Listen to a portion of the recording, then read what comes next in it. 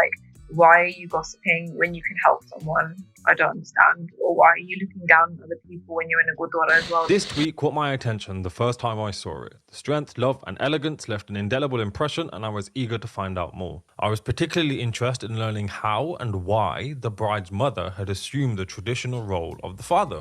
There was part of me that wondered what the wider community made of this, but this was swiftly answered by simply reading the responses to the tweet, which as you can see are all overwhelmingly supportive. I think she was just really happy. Whether anyone else had said anything or was annoyed, I didn't know about. And I don't think she knew about it as well. I don't think anyone had said anything. But at the end of the day, like, I think the only thing that happened was the person that was supposed to do it looked a bit annoyed. Didn't hear anything from anyone about it. I think everyone just went on as normal. But like the people who were encouraging her, I think we were all like really happy she actually did it. And I think she was really happy herself as well. She had a big smile on her face. So that was good. Ladies and gentlemen, please take your seat. Now, in order to understand what's actually going on here, we need to first shed some light, however dim and brief, on what the Palla ceremony pictured actually is. The Palla ceremony gains its name from the scarf or shawl in Punjabi known as a Palla worn by the groom. The ceremony has for centuries traditionally seen the father place one end of the groom's Palla into the hands of the bride, his daughter, signifying that he has given his daughter away to the groom. Some argue that this shows that the daughter, like any other item or property, belongs to her father and is transferred or handed over in a similar manner. Others argue that this is a stretch and that it is merely an example of the father displaying his care and affection for his daughter who is now starting her own family. Others, such as Oupkar, who have understood the meaning and significance of the Palla ceremony, only deem it fitting that the person who has played the most important role in their lives performs the most important part of the ritual, in this case, her mother. So where does it originate from? The ceremony seems to have no connection with Sikhi and seems to trace its origin to ancient Indic practices, where marrying off your daughter provided the father with positive karma for the next life. What does it signify? The ceremony has only managed to make it into the modern day as a result of it being reinterpreted as an example of the union of two minds, bodies or souls. The community has at some point reinterpreted or explained away the existence of this ceremony with an idea that is universal to all world religions. I hope that we understand slightly what the Palla ceremony is and what it signifies. It should hopefully make more sense as to why Oupkar and her mother, like many others, are shaking up the norm. So it's only right we find out more about Oupkar's mother first. Yeah, so she's been involved for quite a lot of years. I think I was very, very young at the time. So I was probably still a baby really, like less than a year old. So it's been really hard for her, just sort of because the expectation is like back in the day, when you got married, like divorce wasn't really heard of, and it's still kind of looked down on today, to be honest, as well. There's been some change, but it's not been like a radical change, in my opinion. But like when she got married, it was very much so like the daughter-in-law needs to be really obedient, and she needs to follow her in-laws saying, because that's how they're raised and that's how they grow up. She obviously left her family and she came all the way over here to get married. Yeah, so she was married for a few years and she had me and my sister, and then after she got a divorce, she moved to Hertfordshire where I used to live, but she had like a real hard time settling in, because obviously it was just me and her and we were just living with family at the time, so it was hard for her to like adjust because you've just gotten divorced, it's traumatic, you're away from your family in India as well, you can't see them, so for her on that sense it was really, really hard. It's not a lot of support that you get. So you've told us a little bit about your mother. Could you also then expand on about kind of the role that she played during your Palla ceremony? The way we did it, obviously, so my father isn't in the picture. So I wanted my mom to do it because she was the one who raised me and it only felt right. So yeah, that was my intention because I felt like, she was the mum and the dad. Considering how this act upset gender and cultural norms, I had to find out what the reaction was from Oupkar's family and the wider community. General family. So the ones on my mum's side, they were like, okay, if you want to do it. To my mum about the Palla ceremony. When it came to sort of other members of my family, they were kind of like, so who's going to be doing it? And they were like, no, you can't do it. And I said, why not? And this is the point where I got really angry because logically it just doesn't make sense to have someone who doesn't even know me, hasn't been there for me when I was growing up, to do something that's so personal. For me, it was like, this is so wrong. Like, it should be my mum, some family members, and they were just like, no, they were so against it. And I just felt like they didn't have the right because, it's not their decision, like they're not the parent. But her friends, however, they were really supportive and they were the ones that when it was about to happen, they were like, you need to get up, like, this is your chance to go do it. And then she just got up and did it. without saying anything to anyone. So she's really courageous for that, and I commend her friends for doing that. But it's really funny sometimes, like, your friends are closer than your family members. Now, at this point, I got the feeling that the Palla ceremony was Oupkar's way of saying thank you to her mother, because as she says so herself, To me, it was always a lot more than just the ceremony itself. To me, it was the fact that it was her right. You know, it was her right. It was her right to do that. It was something that she deserved to do because she was the only parent who raised me. She was the mother. So she kind of had to do like both roles in a sense. She was a mother lioness, if you want. So it's just the fact that all that she's been through and all that we've been through together, like, that was her time. And I wouldn't say like we've never had a hardship, but a mother and daughter, like, no one's perfect. You know what I mean? Every family has their issues. Like, there are ups and downs in every family. Like, so I would say like teenage years, yeah, it's a bit of like rocky. But you know, like, as I grew up and as I started working and stuff like that, we like grew a lot closer together. So I would say overall, like, we had a good relationship. It's just, you know, there are ups and downs. so I think by this point we have some understanding of what the Palla ceremony is and why Oupkar and her mother chose to upset gender and cultural norms in order for her to take the place, or the traditional place, of the father. I obviously wanted to find out more about this, so we had to dive a little deeper and asked Oupkar about her upbringing, specifically what her expectations and experiences were like growing up and how it compared to her peers. Things for me were very different for someone who has two parents, and I don't think anyone who has two parents will understand what it's like for someone who has one parent, because that one parent can sometimes end up being really overprotective of that child because they're on their own, especially if they're a mother and they have a daughter. Because obviously, when you're a girl, especially back in the day, right, you're treated very differently from sons. And that still happens today to an extent as well. I mean, it has gotten more lenient, but like, it still happens today. So you are told like you can't associate with these people, or you can't go out late, or you can't do this, or you can't do that. So yeah, I did experience all of that. I wasn't allowed to go out late. I wasn't allowed to always go out with my friends. I was kind of in a protected little bubble, and that was probably where we clashed as well. Because for me, I was like, yeah, but I'm not bad. I know what I'm doing. You know, I'm mature. And as I got older, obviously that changed, and she was a bit more like, you know, she's growing up. But like when I was younger, like when I was a teenager, it's kind of like, everyone's doing all these things. Why can't I do it as well? You know what I mean? I want to go out. I want to do this. But it was like, no, this will happen, or this will happen. Like, she was very scared. And I think an element of that fear was the fact, oh, what if like something happens and then everyone starts talking about us? Like, you know, or what if people say like, oh, she's bad, or she lets her daughter go out late and stuff like that. That's what I really hate about, especially like the Afghan community. Sometimes it's just constantly just people gossiping about each other, and it's the worst thing. It's like saying it's like local yoga.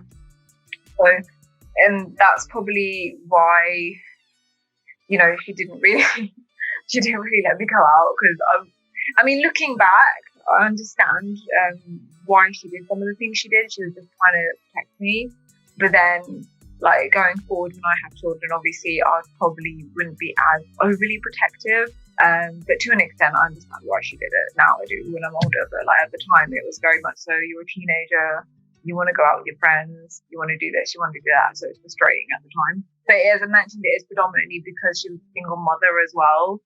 And I think people in the community who, you know, there are haters, there are always haters.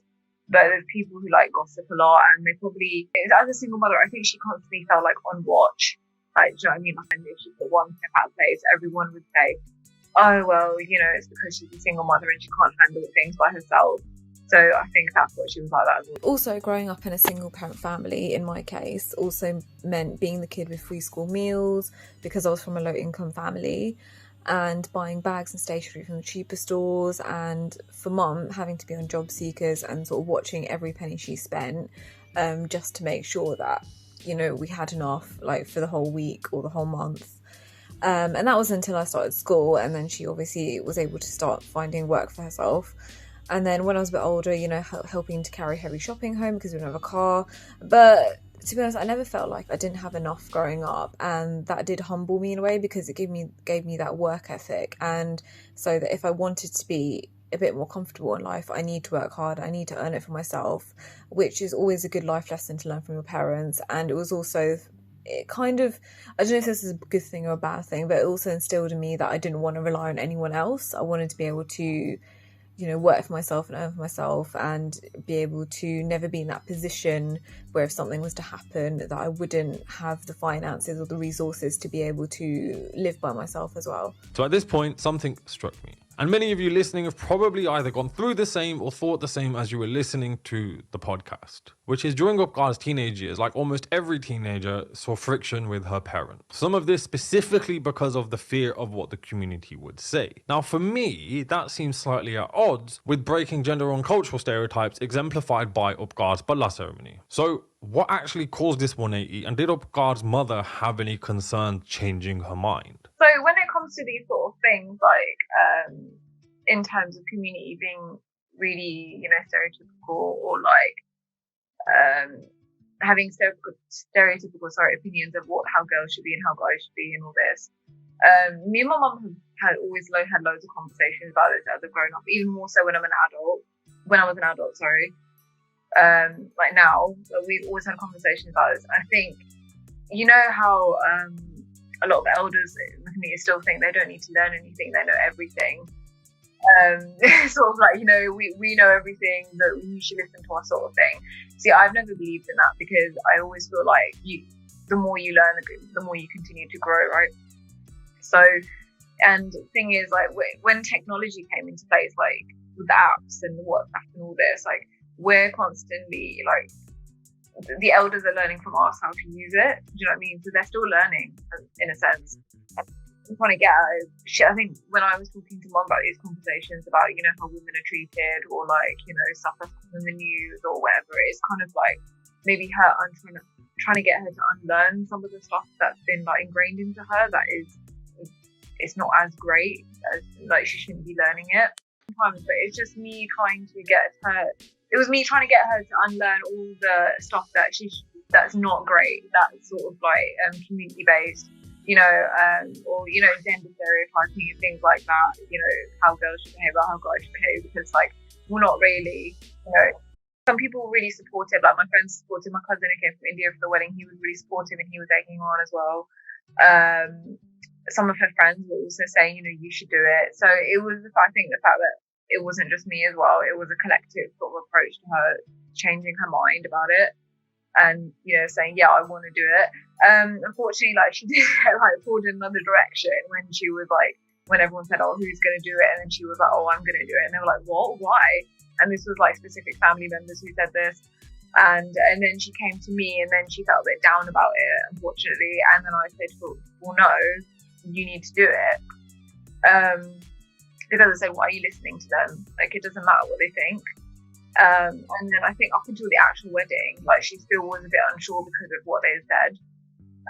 And then on the wedding day, it was her friends who just sort of like pushed her and said, like, no, go and do it. And then she just got up and did it. I think it was just kind of like a sort of like little force that you could say inside of her, which was like, no, I'm going to do it. I'm going to get up and just do it. Like, I'm never going to get this chance again. I think that might have been what was going through her head. And I think that's what she said to me later on as well. She was like, no, everyone was saying this is your moment. And so I just got up before anyone else could do it. So if you've kept up with this far, I really appreciate it. And it's a half decent time to ask you guys to subscribe, like, and comment. It helps way more than you can imagine. If you're listening to this on Spotify or Apple or another podcast platform, please make sure to leave a review. Getting back to the podcast quickly, we now come to the last question, which is finding out what Oupkar's advice would be to those thinking of doing something similar. Well, obviously it's difficult in one way, because I don't know how open your parents would be, or how close they would be to the subject. But I think definitely approaching it in a very logical way is the best way. Just to say, well, you're never going to get this chance to do it again if you let someone else do it. At the end of the day, I think sort of also taking an emotional approach and maybe playing on the feelings of it sounds a bit weird, but like just sort of saying, at the end of the day, you raised me, like, you're a strong person, you raised me like yourself, you did the job of two parents that two parents should have done, but you did it on your own. And just sort of making them understand that it's important to you, because you have those memories for life. You carry on with those memories, and whether photographic or just in your head as well. But it's a loving moment, like, between like a child and their mother or father. So I think approaching it in that way is the best way, in my opinion, just to sort of make them resonate with you, make them relate to how you're feeling as well, so that maybe they can think about it in their head and just say, like, do you know what, no one else's opinion matters, because at the end of the day, they're all going to go to your wedding, they're going to eat your food, complain about your food, and go home anyway. Like, people complain regardless. It doesn't matter what they complain. If they're going to complain anyway, just do it anyway. There definitely should be more awareness created for single parents. I don't think it's talked about enough. I don't think, obviously, a lot of people can't relate to it because they're not in that situation, but I definitely think it should be talked about more, because it is a lot harder for them. And I don't really know in the community how much support they get, but from my perspective and how I've grown up, like, unless you know people or you're like close to certain people, I've never really had that support, like, especially when you're looking for jobs and stuff and everyone's just like, oh, everyone finds it themselves, or we'll get back to you, and no one ever does. Or just the way that I think single parents, especially single mothers, are just looked down on a bit sometimes as well. I think it's not great. Just because, you know, they do so much and they don't deserve that just because they're a woman and they're divorced. I think a lot of people like also blame the woman as well all the time, when it's not always necessarily their fault, or there isn't any fault, it's just amicable and something happened. At the end of the day, like, I feel like, especially in Gurdwara, like when you have a Sangat, like Sangat should be supportive of one another, but there's all these other things that come into play. Instead of being supportive, they just gossip.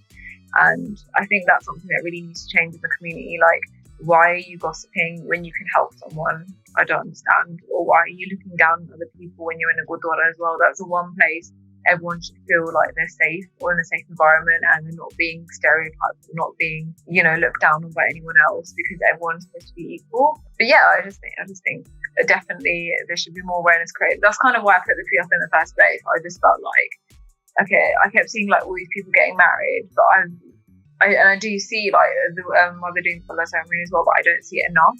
So I just wanted to contribute to that and see if anyone relates to how I feel as well. And there was loads of people, obviously, as you said, there was comments on people relating to it, and that made me feel really happy. So you've made it to the end of another great podcast. I hope you really enjoyed this. Let me know what you think of the new structure in the comments, and don't forget to like, comment and subscribe. Otherwise than that, I will see you all next time.